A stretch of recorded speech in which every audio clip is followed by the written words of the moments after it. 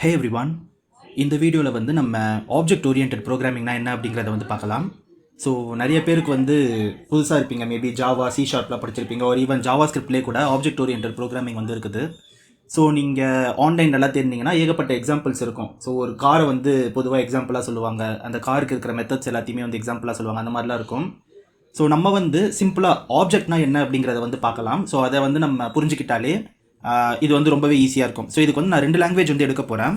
ஒன்று வந்து C# and இன்னொன்று வந்து பார்த்தீங்கன்னா ஜாவா ஸ்கிரிப்ட் வந்து எடுக்க போகிறேன். ஸோ நான் வந்து ஃபஸ்ட்டு ஒரு ஃபோல்டர் க்ரியேட் பண்ணிக்கிறேன், OOPன்னு போட்டுட்டு. ஸோ இது இருக்குது இந்த ஃபோல்டரு. ஸோ ஜஸ்ட் வந்து நான் என்ன பண்ணுறேன்னா, எப்பயும் போல் இதை வந்து ட்ராக் அண்ட் ட்ராப் வந்து நான் பண்ணிக்கிறேன். ஸோ உங்களுக்கு வந்து விஷுவல் ஸ்டுடியோ கோட் வந்து இப்போது தெரியும் ஸ்க்ரீனில்.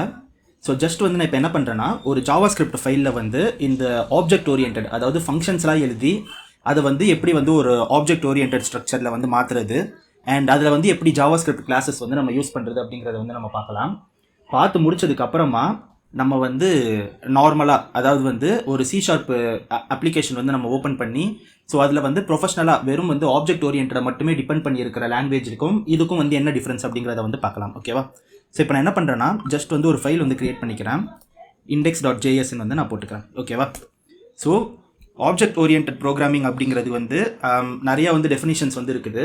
பட் வந்து இதை சிம்பிளாக புரிஞ்சுக்கோங்க, ஒரு ப்ரோக்ராமை வந்து ஒரு ஆப்ஜெக்ட்குள்ளே வந்து ஸ்ட்ரக்சர் பண்ணுறது தான் வந்து ஆப்ஜெக்ட் ஓரியன்ட் ப்ரோக்ராமிங். ஓகேவா? ஸோ இப்போ வந்து நான் ஒரு பிளெயின் ஜாவா ஸ்கிரிப்ட் வந்து நான் எழுதுகிறேன். ஃபார் எக்ஸாம்பிள் வந்து சில ஃபங்க்ஷன்ஸ் மட்டும் எழுதுகிறேன். ஓகேவா? ஸோ ஆட்னு கொடுத்துட்டு A, Bன்னு கொடுத்துட்டு ரிட்டன் A+B. ஓகேவா? ஸோ இது வந்து எல்லாருக்குமே வந்து தெரிஞ்சது தான். இப்போ நான் கீழே என்ன பண்ணுறேன்னா, சும்மா வந்து ஒரு அரே வந்து க்ரியேட் பண்ணிக்கிறேன். ஸோ இது வந்து ஒரு எக்ஸாம்பிளுக்கு, ஸோ நீங்கள் வந்து உங்களுக்கு புரியணுங்கிறதுக்காக. அண்ட் அதுக்கப்புறமா என்ன பண்ணுறேன்னா, இன்னொரு ஃபங்க்ஷன் வந்து நான் க்ரியேட் பண்ணிக்கிறேன். அதுக்கு முன்னாடி வந்து பை அப்படிங்கிற ஒரு வேல்யூ வந்து நான் க்ரியேட் பண்ணிக்கிறேன். இப்போது நான் திருப்பி வந்து இன்னொரு ஃபங்க்ஷன் வந்து க்ரியேட் பண்ணிக்க போகிறேன். ஓகேவா? ஏரியா ஆஃப் சர்க்கிள்னு வந்து நான் கொடுத்துக்கிறேன். ஸோ இது வந்து என்னென்ன ஆர்குமெண்ட்ஸ் வந்து வாங்குவோம் அப்படின்னா, ரேடியஸ் மட்டும் வேணும். கரெக்டாக? ஸோ நான் வந்து ஆர்னு வந்து நான் எடுத்துக்கிறேன். Return pi into R into R. கரெக்டாக? ஸோ இதுதான் வந்து ஏரியா ஆஃப் சர்க்கிளோடையது. ஸோ இதெல்லாம் வந்து நான் எழுதிட்டு அதுக்கப்புறமா வந்து இது எப்படி ஸ்ட்ரக்சர் பண்ணுறது அப்படிங்கிறத காட்டுறேன். ஸோ வந்து உங்களுக்கு ஈஸியாகவே புரியும். இப்போ வந்து நான் சும்மா என்ன பண்ணுறேன்னா, இன்னொரு அரே வந்து நான் எழுதிக்கிறேன் ஒரு எக்ஸாம்பிளுக்கு. ஈக்குவல் டு, ஸோ லேட்டுன்னு போட்டேன், இது வந்து லெட்டு. ஜஸ்ட் வந்து என்ன பண்ணுறேன்னா, ஒரு நேம் மட்டும் நான் எழுதிக்கிறேன்.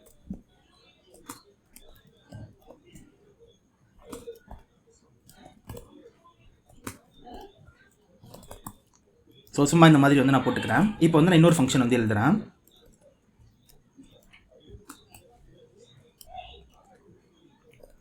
அண்ட் இது வந்து என்ன பண்ணுதுன்னா A-B அப்படிங்கிறத வந்து கொடுக்குது.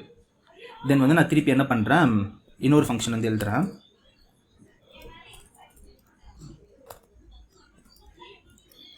இது வந்து தென் அதுக்கப்புறமா இன்னொரு ஃபங்க்ஷன் வந்து எழுதுகிறேன்.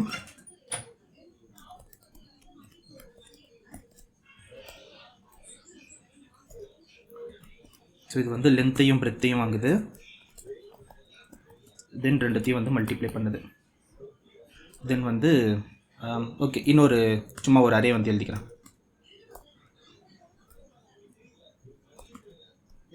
ஸோ இது வந்து எப்படி இருக்குதுன்னா, எக்ஸாம்பிளுக்கு ஏதாச்சும் ஒரு வேல்யூ போட்டுக்கோங்க. ஸோ இந்த மாதிரி வந்து போட்டுக்கோங்க. தென் வந்து ஃபைனலாக இன்னும் கொஞ்சம் வந்து நான் ஃபங்க்ஷன்ஸ் எழுதிக்கிறேன்.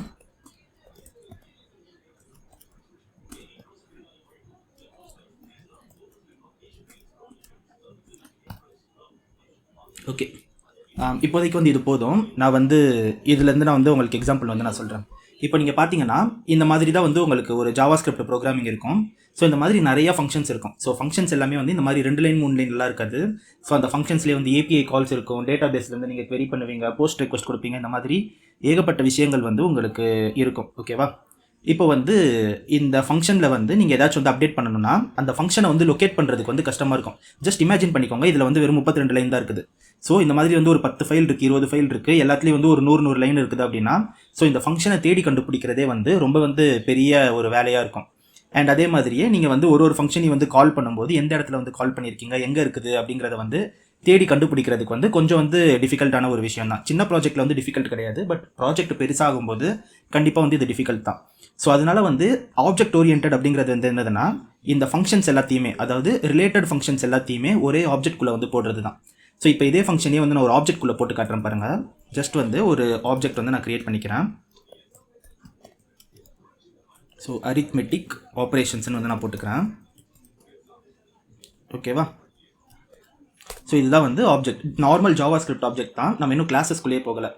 ஸோ இப்போது ஜாவா ஸ்கிரிப்ட் ஆப்ஜெக்ட்டை பொறுத்த வரைக்கும் இதுக்குள்ளே வந்து நீங்கள் என்ன வேணால் எழுதிக்கலாம். கரெக்டு தானே? ஒரு கீ இருக்கும், ஒரு வேல்யூ பேர் இருக்கும். ஸோ இந்த மாதிரி தான் வந்து இருக்கும்.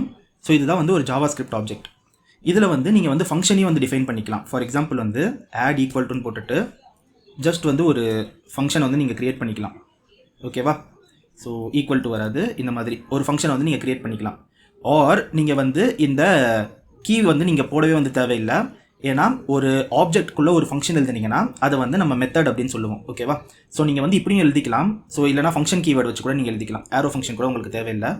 ஜஸ்ட் வந்து ஃபங்க்ஷன் அப்படின்னு வந்து கொடுத்துட்டிங்கன்னா இந்த ஃபங்க்ஷனுக்கு பேர் வந்து ஆட் அப்படிங்கிறது வந்து அர்த்தம். ஸோ இது வந்து இப்போது a, b அப்படிங்கிறத வந்து வாங்கிட்டு ரிட்டன் a+b அப்படிங்கிறத வந்து கொடுக்குது. ஸோ இப்படி வந்து ஒரு ஆப்ஜெக்ட்குள்ளே வந்து நீங்கள் ஸ்ட்ரக்சர் பண்ணிக்கலாம். ஸோ இப்போ வந்து இது வந்து நமக்கு தேவையில்லை, இப்படி நம்ம வந்து மெத்தட்ஸ் மட்டும் எழுதிக்கலாம். இதுக்கு பேர் வந்து மெத்தட். ஓகேவா? ஸோ இந்த மெத்தடுக்கு வந்து நம்ம ஷார்ட்டாக எப்படி எழுதுவோம் அப்படின்னா, ஜஸ்ட் வந்து நான் இதை கட் பண்ணிக்கிறேன். கட் பண்ணி இந்த இடத்துல வந்து பேஸ்ட் பண்ணிக்கிறேன். பண்ணிவிட்டு இந்த ஃபங்க்ஷன் கீவேர்டை வந்து நீங்கள் மொத்தமாகவே வந்து ரிமூவ் பண்ணிக்கலாம். ஓகேவா? ஸோ ஜஸ்ட் வந்து ரிமூவ் பண்ணிங்கன்னா இதுக்கு பேர் தான் வந்து மெத்தட். இப்போது இந்த அரித்மெட்டிக் ஆப்ரேஷன் அப்படிங்கிற ஆப்ஜெக்டோடைய ஒன் ஆஃப் த மெத்தட் வந்து ஆட். ஸோ நீங்கள் கமா போட்டுட்டு அடுத்த மெத்தடை வந்து போட்டுக்கோங்க. ஸோ சப் இருக்குதா? ஸோ ஜஸ்ட் கட் பண்ணிக்கோங்க, உள்ளே வந்து பேஸ்ட் பண்ணிக்கோங்க. ஜஸ்ட் வந்து இதை தூக்கிடுங்க. தென் அகெயின் ப்ராடக்ட் இருக்குதா? ஸோ கட் பண்ணிக்கோங்க, இந்த இடத்துல வந்து பேஸ்ட் பண்ணிக்கோங்க. ஓகேவா? ஸோ அகெயின் இதை வந்து தூக்கிடுங்க. ஸோ அவ்வளோதான். இதை வந்து நம்ம இப்போது ஆப்ஜெக்ட்குள்ளே வந்து போட்டாச்சு. இப்போது நம்ம என்ன பண்ண போகிறோம் அப்படின்னா, கான்ஸ்ட் ஏரியா ஆப்ரேஷன்ஸ் அப்படின்னு வந்து நம்ம போட்டுக்கிறோம். சேம் தான். இதை தூக்கி ஃபஸ்ட்டு வந்து நம்ம பை வந்து போட்டுக்கலாம். ஓகேவா? ஸோ இது வந்து நமக்கு தேவையில்லை. ஜஸ்ட் இதை கட் பண்ணிவிட்டு இதை வந்து இங்கே போட்டுக்கோங்க. ஜஸ்ட் வந்து இதை ரிமூவ் பண்ணிக்கோங்க. தென் அகெயின் இதை வந்து போட்டுக்கோங்க. ஓகேவா? ஸோ இது வந்து ஏரியா ஆஃப் ஸ்கொயர். தென் லாஸ்ட்டாக இதை வந்து போட்டுக்கோங்க. ஸோ அவ்வளோதான். அதுக்கப்புறமா நீங்கள் என்ன பண்ணலான்னா இன்னொரு ஃபங்க்ஷன் கூட நீங்கள் இன்னொரு ஆப்ஜெக்ட் கூட க்ரியேட் பண்ணிக்கலாம். அரேஸ் அப்படின்னு போட்டுட்டு ஜஸ்ட் வந்து இதை ஓப்பன் பண்ணிவிட்டு, ஸோ அரே அதனுடைய வேல்யூ பேர் வந்து இந்த அரே. தென் வந்து அரே 2ன்னு போட்டுக்கோங்க. Just cut and paste. Array 3ன்னு போட்டுக்கோங்க. Then again cut and paste. So இப்போ நீங்கள் பார்த்தீங்கனாலே தெரியும் ப்ரோக்ராம் வந்து ரொம்பவே வந்து க்ளீனாக இருக்குது. ஸோ இப்போ வந்து நீங்கள் பார்த்தாலே தெரியும், நீங்கள் வந்து ஆட் சப்பில் ஏதாச்சும் ஒரு சேஞ்சஸ் பண்ணணும்னா அது வந்து அரித்மெட்டிக் ஆப்ரேஷன் அப்படிங்கிற இதுக்குள்ளே தான் வந்து இருக்கும். ஓகேவா? ஸோ சேம் கான்செப்ட் தான் இதுக்குள்ளே தான் இருக்கும். சேம் கான்செப்ட் தான் இதுக்குள்ளே தான் இருக்கும். ஸோ இப்போ வந்து நீங்கள் நார்மலாக வந்து ஒரு ஆடை கால் பண்ணணும்னா என்ன பண்ணுவீங்க? ஆடுன்னு கொடுத்துட்டு 1,3 அப்படின்னு வந்து கொடுத்தீங்கன்னா உங்களுக்கு வந்து 4ன்னு வந்து அவுட்புட் வரும். பட் இது வந்து ஆப்ஜெக்ட்குள்ளே இருக்கிறதால அந்த ஆப்ஜெக்டை வந்து நீங்கள் ஃபஸ்ட்டு வந்து போட்டுக்கணும். அரித்மெட்டிக் ஆப்ரேஷன்ஸ் டாட் ஆட் அப்படின்னு கொடுத்துட்டு 1,3ன்னு கொடுத்தீங்கன்னா சேம் தான் உங்களுக்கு வந்து கால் ஆகும். நான் வேணால் இதை வந்து கான்சோல் பண்ணி காட்டுறேன். ஸோ ஜஸ்ட் கட் பண்ணிவிட்டு உள்ளே போட்டுருங்க. இதை ப்ளே பண்ணிங்கன்னா உங்களுக்கு வந்து 4ன்னு சொல்லிவிட்டு ஆன்சர் வரும். சிமிலர்லி சப்புன்னு கொடுத்தீங்கன்னா உங்களுக்கு வந்து -2ன்னு சொல்லிவிட்டு, ஸோ சேவ் பண்ணலை, -2ன்னு சொல்லிவிட்டு உங்களுக்கு ஆன்சர் வரும். ஸோ இவ்வளோ தான் வந்து கான்செப்ட். ஆனால் இப்போது இந்த இடத்துல இருக்குது இல்லையா ஏரியா ஆப்ரேஷன்ஸ், இதை வந்து நீங்கள் ட்ரை பண்ணி பார்த்தீங்கன்னா உங்களுக்கு வந்து எரர் வரும். ஸோ நான் வந்து உங்களுக்கு இது பண்ணி காட்டுறேன். ஏரியா ஆப்ரேஷன்ஸ்னு கொடுத்துட்டு, ஸோ ஏரியா ஆஃப் சர்க்கிள் இருக்கா? இப்போ இந்த ஏரியா ஆஃப் சர்க்கிளில் வந்து ரேடியஸ் வந்து நான் 2ன்னு கொடுத்துட்டு நான் வந்து இதை கொடுத்தேன் அப்படின்னா உங்களுக்கு வந்து எரர் வரும். ஏன் எரர் வருங்கிறத வந்து நீங்கள் பார்த்தீங்கன்னா இந்த பை வந்து நாட் டிஃபைன்டுன்னு சொல்லிட்டு வரும். ஓகேவா? ஸோ வந்துருச்சா reference error, pi is not defined. ஏன் பை இஸ் நாட் டிஃபைன்டுனா இந்த பை அப்படிங்கிறது இந்த மொத்த ஆப்ஜெக்ட்டுக்குமே வந்து சொந்தமான ஒன்று. ஓகேவா? ஸோ அதனால நீங்கள் என்ன பண்ணணும்னா இந்த பையை வந்து நீங்கள் எங்கே யூஸ் பண்ணணும்னாலும் இந்த ஆப்ஜெக்டோடைய பேரை வச்சு தான் யூஸ் பண்ணணும். ஸோ இப்போ வந்து நான் என்ன பண்ணுறேன்னா அரித்மெட்டிக் ஆப்ரேஷன்ஸ் டாட் பைன்னு கொடுக்குறேன். ஓகேவா. ஸோ இந்த இடத்துல வந்து இப்போது நீங்கள் யூஸ் பண்ணிங்கன்னா உங்களுக்கு வந்து ஒர்க் ஆகும். இப்போ வந்து நான் திருப்பி ப்ளே கொடுத்தேன் அப்படின்னா உங்களுக்கு வந்து ஆன்சர் வந்துடுது. இப்போது இதில் வந்து ஒரு சின்ன பிரச்சனை இருக்குது. அது என்ன பிரச்சனை அப்படின்னா, இப்போ வந்து நான் இதில் இன்னொரு மெத்தட் ஆட் பண்ணணும்னு வச்சுப்போம். ஸோ சர்க்கம்ஃபரன்ஸ்னு வந்து நான் ஆட் பண்ணிக்கிறேன். ஓகேவா. ஸோ இதுவும் வந்து ரேடியஸை வந்து வாங்குது. ஜஸ்ட் வந்து return 2 into area operations.py into r. ஓகேவா. இப்போ வந்து நீங்கள் இதை ஜஸ்ட் வந்து கால் பண்ணாலும் ஸோ உங்களுக்கு வந்து ஆன்சர் வரும். பட் வந்து இதில் என்ன ஒரே ஒரு சின்ன பிரச்சனை இருக்குது. அது வந்து என்ன பிரச்சனை அப்படிங்கிறத வந்து நான் சொல்கிறேன். ஜஸ்ட் வந்து இதை நீங்கள் ப்ளே பண்ணி பாருங்கள். ஸோ உங்களுக்கு வந்து சர்க்கம்ஃபரன்ஸ் வந்து கரெக்டாக கிடச்சிருச்சு. இப்போ வந்து எனக்கு ஒரு சின்ன பிரச்சனை. இது வந்து நான் ஏரியா ஆப்ரேஷன்ஸ் நான் நேம் கொடுத்துருக்கேன். ஆனால் வந்து சர்க்கம்ஃபரன்ஸ் வந்து நான் கண்டுபிடிக்க ட்ரை பண்ணுறேன். ஸோ இப்போ நான் என்ன பண்ணுறேன் அப்படின்னா, ப்ரோக்ராம் எழுதி முடிச்சுட்டு டெப்ளாய்லாம் பண்ணதுக்கப்புறமா திருப்பி வந்து இந்த ஏரியா ஆப்ரேஷன்ஸ் அப்படிங்கிற பேரை வந்து நான் மாற்றணும் அப்படின்னு வந்து நான் நினைக்கிறேன். ஓகேவா. நார்மலாக வந்து ஆப்ரேஷன்ஸ்னு மட்டும் வச்சுக்கலாம், ஏரியா ஆப்ரேஷன்ஸ்னு வைக்க வேணாம் அப்படிங்கிறது வந்து நான் வச்சுருக்கேன். ஸோ இப்போ வந்து நான் என்ன பண்ணுறேன்னா, இதை வந்து ஆப்ரேஷன்ஸ் அப்படின்னு வந்து நான் மாற்றிக்கிறேன். இப்போ இதில் என்ன பிரச்சனைனா, நான் இங்கே ஆப்ரேஷன்ஸ்னு மாற்றினதுனால எல்லா இடத்துலையும் வந்து நான் திருப்பி போய் ஆப்ரேஷன்ஸ்னு வந்து மாற்றிட்டு இருக்கணும். இப்போ இது வந்து 2 இடத்துல அப்படிங்கிறதுனால எனக்கு பிரச்சனை இல்லை. பட் வந்து இதில் வந்து ஒரு 300 இடத்துல வந்து நம்ம இதை யூஸ் பண்ணியிருந்தோம்னா 300 இடத்துலையும் நான் போய் மாற்றணும். கரெக்டாக. ஸோ இதுக்கு தான் வந்து ஜாவா ஸ்கிரிப்ட்லையும் சரி அல்லது எந்த ப்ரோக்ராமிங் லாங்குவேஜ்லையும் சரி ஒரு கீவேர்ட் இருக்குது. ஓகேவா. ஸோ அந்த கீவேர்டுக்கு பேர் தான் திஸ். ஸோ இப்போ வந்து நம்ம என்ன பண்ண போகிறோம்னா, திஸ் அப்படிங்கிறத வந்து நீங்கள் யூஸ் பண்ணிங்கன்னா இதை வந்து நீங்கள் எந்த இடத்துல வேணாலும் யூஸ் பண்ணிக்கலாம். நாளைக்கு இதே இடத்துல வந்து நான் திருப்பி ஏரியா ஆப்ரேஷன்ஸ்னு வந்து நான் மாற்றிக்கிட்டேன் அப்படின்னா திருப்பி வந்து நான் இதை மாற்றணுன்ற அவசியம் கிடையாது. ஏன்னா இந்த நேம் எதுவோ இந்த ஆப்ஜெக்டோடைய நேமுக்கு பேர் தான் திஸ் அப்படிங்கிறது. ஸோ இதுக்கு சொந்தமான எல்லாத்துலேயுமே வந்து நீங்கள் வந்து திஸ் அப்படிங்கிற கீவேர்டை யூஸ் பண்ணி இதனுடைய எல்லாத்தையுமே வந்து நீங்கள் யூஸ் பண்ணிக்கலாம். ஃபார் எக்ஸாம்பிள் வந்து இங்கே நீங்கள் ஏ வந்து 5 அப்படின்னு இருந்ததுன்னா திஸ் டாட் ஏன்னு போட்டு எந்தெந்த இடத்துலலாம் வந்து நீங்கள் போடுறீங்களோ அங்கங்கெல்லாம் வந்து 5 அப்படிங்கிற வேல்யூ வந்து ஆட்டோமேட்டிக்காக அசைன் ஆகிடும். ஸோ இந்த மாதிரி தான் வந்து நீங்கள் இதை வந்து யூஸ் பண்ணிக்கலாம். ஓகேவா. ஸோ இதுதான் வந்து பேசிக்கான விஷயம். ஆப்ஜெக்ட் ஓரியன்டட் ப்ரோக்ராமிங் அப்படிங்கிறது வந்து இதுதான். ஸோ இது வந்து கோடை வந்து ஈஸியாக வந்து மெயின்டைன் பண்ண முடியும். நேமிங் கன்வென்ஷன் நாளைக்கு ஏதாச்சும் விஷயம் வேணும்னாலும் நம்ம இந்த திஸ் கீவேர்டை வச்சு ஸோ எல்லா இடத்துலையும் வந்து மாற்றாமல் இருக்கலாம். மெயின்டைன் பண்ணுறதுக்கு ஈஸி. அண்ட் ரொம்ப முக்கியமாக இந்த கோடை வந்து ரொம்ப ஈஸியாக வந்து டெஸ்ட் பண்ணிடலாம் யூனிட் டெஸ்டிங்லலாம். ஸோ அதனால தான் வந்து இந்த ஆப்ஜெக்ட் ஓரியன்டட் அப்படிங்கிற ஒரு கான்செப்ட் வந்தது. இப்போது இது வந்து நார்மலான ஒரு ஜாவா ஸ்கிரிப்ட் ஆப்ஜெக்ட். கரெக்டாக. ஸோ இதில் வந்து இன்னும் கொஞ்சம் ஸ்பெஷல் ஃபீச்சர்ஸ் எல்லாம் வந்து கொடுத்து தான் நமக்கு வந்து இந்த கிளாஸ் அப்படிங்கிற ஒரு விஷயத்தை வந்து கொடுத்துருக்காங்க. இப்போ வந்து நான் என்ன பண்ணுறேன்னா, இந்த ஈக்குவல் டுவை வந்து இங்கேருந்து தூக்கிட்டு இந்த கான்ஸ்டன்ட் பதிலாக கிளாஸ் அப்படிங்கிற கீவேர்டை வந்து யூஸ் பண்ணிக்கிறேன். ஸோ அவ்வளோதான். இங்கே வந்து ஆப்ஜெக்ட்டுக்கு வர மாதிரி கமா வராது. ரொம்ப சிம்பிளான ஒரு கான்செப்ட் தான். சேம் தான் ஜாவா ஸ்கிரிப்ட் ஆப்ஜெக்ட் தான் நம்ம வந்து கிளாஸில் வந்து யூஸ் பண்ணுறோம். சேம் இங்கே வந்து கிளாஸ் அப்படிங்கிறத வந்து யூஸ் பண்ணுங்கள். ஸோ இந்த இடத்துல வந்து இப்போ என்ன வரும்னா பை ஈக்குவல் டூன்னு வந்துடும். ஓகேவா. ஸோ இந்த ஈக்குவல் டூ வந்து தூக்கிடுங்க. ஏ வந்து அகெயின் ஈக்குவல் டூன்னு வரும். ஓகேவா. தென் கமா வரக்கூடாது கிளாஸில். ஸோ எல்லா கமாவையும் வந்து தூக்கிட்டிங்கன்னா இது தாங்க ஜாவா ஸ்கிரிப்ட் கிளாஸ். ரொம்ப சிம்பிளான ஒரு கான்செப்ட்டு. இப்போ வந்து நீங்கள் என்ன பண்ணணும்னா, இதை வந்து நீங்கள் இப்போ திருப்பி வந்து ரன் பண்ணிங்கன்னா உங்களால் ரன் பண்ண முடியாது. ஏன் ரன் பண்ண முடியாதுன்னா உங்களுக்கு வந்து எரர் வரும். ஸோ இப்போ வந்து நீங்கள் போட்டிங்கன்னா circumference of circle is not a function சொல்லிட்டு எரர் வரும். ஸோ ஒரு கிளாஸுக்கும் ஒரு ஆப்ஜெக்ட்டுக்கும் வந்து இதுதான் டிஃப்ரென்ஸு. நீங்கள் வந்து ஒரு ஆப்ஜெக்டை டைரெக்டாக வந்து இந்த மாதிரி கால் பண்ணிக்கலாம். ஆனால் ஒரு கிளாஸை இந்த மாதிரி கால் பண்ண முடியாது. அப்போ வந்து நான் திருப்பி இதே வேலையை பார்க்கணுன்னா நான் என்ன பண்ணணும்னா, இதிலிருந்து அதாவது இந்த கிளாஸ்லேருந்து ஒரு ஆப்ஜெக்டை வந்து நீங்கள் உருவாக்கணும். ஓகேவா. நல்லா தெரிஞ்சுக்கோங்க. ஆப்ஜெக்டை மட்டும்தான் கால் பண்ண முடியும். ஆப்ஜெக்ட்குள்ளே இருக்க மெத்தடை மட்டும் தான் கால் பண்ண முடியும். கிளாஸ்க்குள்ளே இருக்கிற மெத்தடை வந்து உங்களால் கால் பண்ண முடியாது. உங்களுக்கு கிளாஸ்க்குள்ளே இருக்க மெத்தடை கால் பண்ணணும்னா ஒரு ஆப்ஜெக்டை வந்து கிரியேட் பண்ணணும். ஓகேவா. ஸோ ஆப்ஜெக்டை கிரியேட் பண்ணி அந்த ஆப்ஜெக்டில் இருந்து தான் நீங்கள் கால் பண்ணணும். இப்படி வந்து நம்ம ஆப்ஜெக்ட் வந்து கிரியேட் பண்ணுறோம் இல்லையா. ஸோ அதுதான் வந்து இன்ஸ்டன்ஸ்னு சொல்லுவாங்க. ஜஸ்ட் வந்து நீங்கள் எழுதுகிறேன், creating an object from a class is called instance of a class. So ரொம்ப சிம்பிளான கான்செப்ட்டு. இது எப்படி கிரியேட் பண்ணணும்னா, ஜஸ்ட் வந்து ஒரு வேரியபிள் வந்து கிரியேட் பண்ணிக்கோங்க. ஓகேவா. ஸோ ஜஸ்ட் வந்து நேமிங் கன்வென்ஷன் அப்படிங்கிற ஒன்று இருக்குது ஜாவா ஸ்கிரிப்டில். கிளாஸ் எல்லாமே வந்து பாஸ்கல் கேஸில் தான் வரணும், கேமல் கேஸில் வந்து போடாதீங்க. ஸோ நீங்கள் போட்டாலும் ஒன்றும் பிரச்சனை இல்லை. ஜாவா ஸ்கிரிப்ட்லாம் வந்து உங்களுக்கு கம்ப்ளைண்ட் பண்ணாது. பட் வந்து பாஸ்கல் கேஸில் வந்து போட்டுக்கோங்க. இப்போ வந்து நான் என்ன பண்ணுறேன்னா, அரித்மெட்டிக் அப்படின்னு வந்து நான் போட்டுட்டு ஈக்குவல் டு நியூ, சிம்பிள் தான், அரித்மெட்டிக் ஆப்ரேஷன்ஸ். அவ்வளோதான். ஸோ இப்போது இந்த அரித்மெட்டிக் அப்படிங்கிற இந்த ஆப்ஜெக்ட்டுக்குள்ளே இது எல்லாமே வந்து ஸ்டோர் ஆகிடுச்சுன்னு அர்த்தங்க. ஓகேவா. நீங்கள் வந்து எத்தனை வேணால் க்ரியேட் பண்ணிக்கலாம். ஃபார் எக்ஸாம்பிள் வந்து இதுக்கு என்ன அர்த்தம்னா, கான்ஸ்ட் அரித்மெட்டிக் ஈக்குவல் டுன்னு போட்டுட்டு ஒரு ஆப்ஜெக்ட் க்ரியேட் ஆகி இந்த ஆப்ஜெக்ட்டுக்குள்ளே இது எல்லாமே இருக்குது அப்படிங்கிறதுக்கு வந்து அர்த்தம். இந்த நியூ கீவேர்டை வந்து நீங்கள் யூஸ் பண்ணிங்கன்னா, இப்போ ஃபார் எக்ஸாம்பிளுக்கு வந்து அகெயின் ஏரியான்னு போட்டுட்டு நீங்கள் வந்து ஒரு இன்ஸ்டன்ஸை க்ரியேட் பண்ணிங்கன்னா திருப்பி இந்த எல்லாமே வந்து இந்த ஆப்ஜெக்ட்குள்ளே வந்துருச்சுன்னு அர்த்தம். நீங்கள் வந்து கால் பண்ணிக்கலாம். ஸோ இப்போ வந்து நீங்கள் ஜஸ்ட் என்ன பண்ணலான்னா arithmetic.add அப்படின்னு கொடுத்துட்டு ஜஸ்ட் வந்து 1,2ன்னு கொடுத்துட்டு இதை வந்து நீங்கள் லாக் பண்ணி பார்த்தீங்கன்னா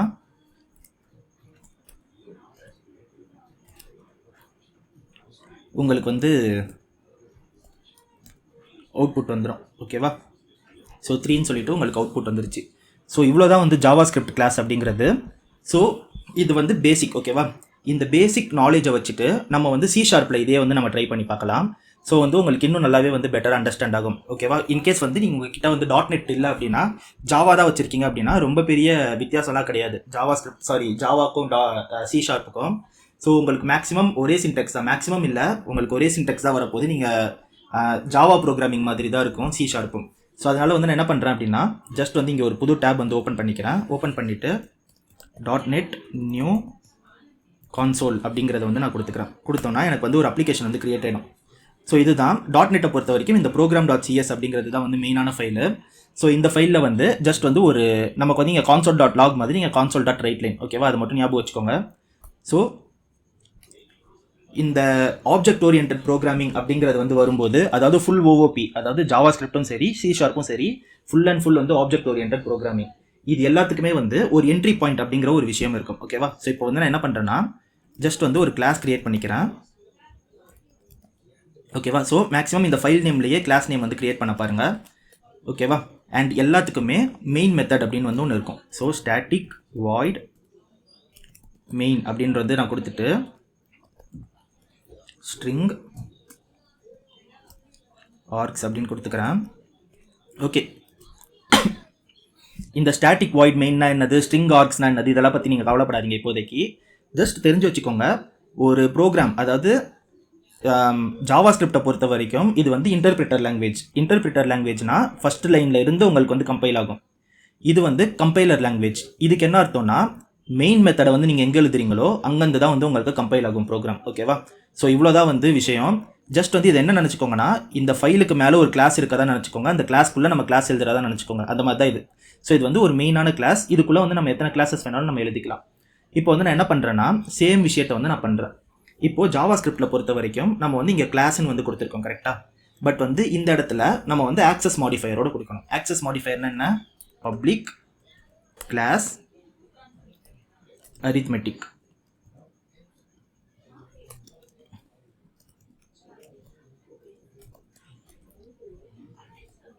ஓகேவா? அவ்வளோதான். இப்போ வந்து நீங்கள் என்ன பண்ணலான்னா சேம் கதை தான் பப்ளிக். பட் C# இந்த மாதிரி லாங்குவேஜ் எல்லாம் பொறுத்த வரைக்கும் மெத்தட்ஸ் எழுதும்போது இப்போ வந்து இது வந்து ஒரு நம்பர் தான் வந்து கொடுக்கும் கரெக்டாக. இப்போது இந்த ஜாவாஸ்கிரிப்டில் வந்தீங்கன்னா இந்த ரிட்டன் டைப் வந்து உங்களுக்கு ஜாவாஸ்கிரிப்ட் வந்து கம்ப்ளைண்ட் பண்ணாது. நீங்கள் வந்து ப்ரோக்ராம் எழுதி முடிச்சதுக்கப்புறம் தான் வந்து பிரச்சனை ஏதாச்சும் இருந்ததுன்னா சொல்லும். ஃபார் எக்ஸாம்பிளுக்கு வந்து இந்த இடத்துல வந்து நான் ஏபின்னு போடுறேன் அப்படின்னா ஸோ உங்களுக்கு வந்து எரர் எதுவுமே வந்து காட்டாது. ஆனால் வந்து நான் இதை இப்போ ரன் பண்ணேன்னா உங்களுக்கு வந்து எரர் காட்டும். ஓகேவா? பட் வந்து C# இந்த மாதிரி லாங்குவேஜஸ்லாம் வந்து என்ன ஒரு அட்வான்டேஜ்னா நீங்கள் ப்ரோக்ராம் எழுதும்போதே எல்லாத்தையுமே வந்து நீங்கள் C# கிட்ட சொல்லி தான் ஆகணும், வேறு வழியே கிடையாது. ஓகேவா? ஸோ இப்போ வந்து நான் என்ன பண்ண போகிறேன்னா இன்டீஜரை வந்து ரிட்டர்ன் பண்ண போகிறேன் அப்படிங்கிறத வந்து நான் முன்னாடியே சொல்லிடுறேன். சொல்லிவிட்டு அதுக்கு வந்து நான் ஒரு பேர் கொடுத்துக்கிறேன் ஆட் அப்படின்னு சொல்லிட்டு. ஓகேவா? தென் வந்து இது 2 ஆர்குமெண்ட்டை வாங்க போகிற ஆர்குமெண்ட்டையும் நீங்கள் கண்டிப்பாக சொல்லி தான் ஆகணும். So int A int B அப்படிங்கிறத வந்து நீங்கள் சொல்லிடணும். சொல்லிவிட்டு ஜஸ்ட் வந்து ஓப்பன் பண்ணிக்கோங்க, ரிட்டர்ன் A + B. ஓகேவா? ஸோ அவ்வளோதான் கைஸ், சேம் தான். அப்படியே காப்பி, அப்படியே பேஸ்ட், சப் A - B, தென் அப்படியே காப்பி, அப்படியே பேஸ்ட்டு, ப்ராடக்ட் A × B. ஓகேவா? ஸோ இது வந்து ஒரு கன்வென்ஷன் காட்டுது அப்பர் கேஸில் தான் இருக்கணும்னு சொல்லிட்டு. ஸோ இந்த மாதிரி வந்து நிறையா வந்து உங்களுக்கு C# வந்து ரூல்ஸ் இருக்குது. ஸோ எப்படி வந்து இங்கே இன்ஸ்டன்ஸ் வந்து நம்ம க்ரியேட் பண்ணோமோ இங்கேயும் அதே மாதிரியே மெயின் மெத்தட் இருக்குது இல்லையா. ஸோ இந்த பிளாக்குள்ளே நீங்கள் வந்து ஒரு இன்ஸ்டன்ஸ் வந்து க்ரியேட் பண்ணிக்கலாம். ஸோ இன்ஸ்டன்ஸ் க்ரியேட் பண்ணும்போது இங்கே என்ன கொடுத்தோம், கான்ஸ்ட் கொடுத்தோம் கரெக்டாக. பட் வந்து இங்கே அப்படி கொடுக்கக்கூடாது, என்ன டேட்டா டைப்போ அதை கொடுக்கணும். ஃபார் எக்ஸாம்பிளுக்கு arithmetic அப்படின்றது தான் வந்து டேட்டா டைப். ஓகேவா?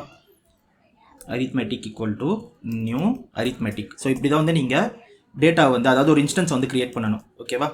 பட் வந்து இது பழையவே புதுசாக வந்து நம்ம எப்படி கிரியேட் பண்ணலாம் அப்படின்னா வார் கீவேர்ட். ஓகேவா? ஸோ இது வந்து ஜாவா ஸ்கிரிப்டில் இருக்கிற வார் கிடையாது.